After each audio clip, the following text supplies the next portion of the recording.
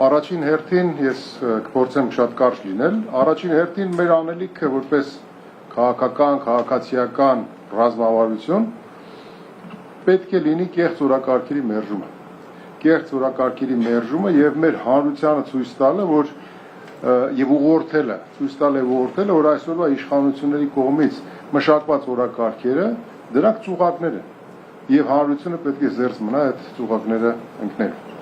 Մեր խնդիրը ոչ թե պետք է լինի սուտ կամ կիսասուտ կամ ճշմարտանման սուտ կամ կիսաճշմարտությունները զանազանելը, այլ պետք է ապազգային իշխանության իրական նպատակադրումները վերհանելը եւ դրանց դեմ պայքարելը։ Եվ ըստ էության դրա առումով ես կուզեի խմբավորել այն իրական նպատակադրումները, այն ինչ որ այսօրվա իշխանությունները դնում են։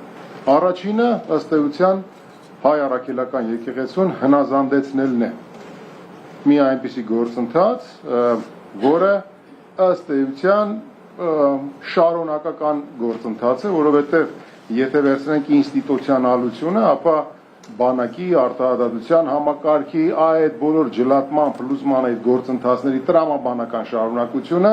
նաև հնազանդեցնելն է հայ առաքելական եկեղեցուն։ Երկրորդը, արդեն բանախոսները մանրամասն ասեցին, թուրքական օրակարգի սպասարկումն է։ Թուրքական օրակարգի սպասարկումն է ազգային ինստիտուցիոնալ ապամոնտաժման ձևով։ Ու ամենայն հավանականությամբ մենք ականատես ենք լինում, որ նոր սահմանադրություն գրելու այսպիսի գործընթաց է մեկնարկել եւ շատ հնարավոր է, որ բացի նրանից, որ հայ առաքելական եկեղեցին որպես մեր ազգային ինքնության հենասյուն հարված է հասցվում, այլ նաեւ օրինակ առաջիկա սահմանադրության մեջ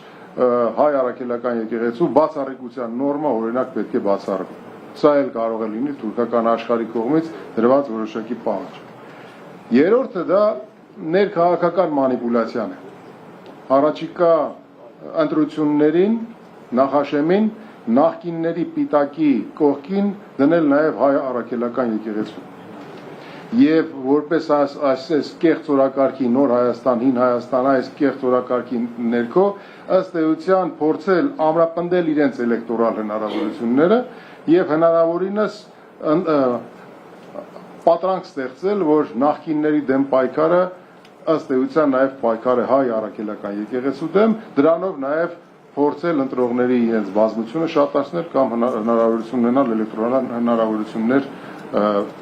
ձեռք բերել։ Ինչ է մեզանից պահանջում, եթե ամփոփենք մի քանի բան, առաջինը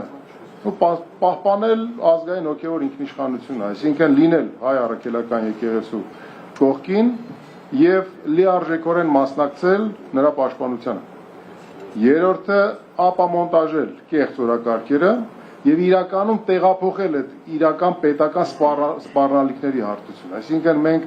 բացառենք այն կեղծ օրակարգերը, որոնք այսօր դրվում են եւ դրանք ունեն տարբեր նպատակադրումներ,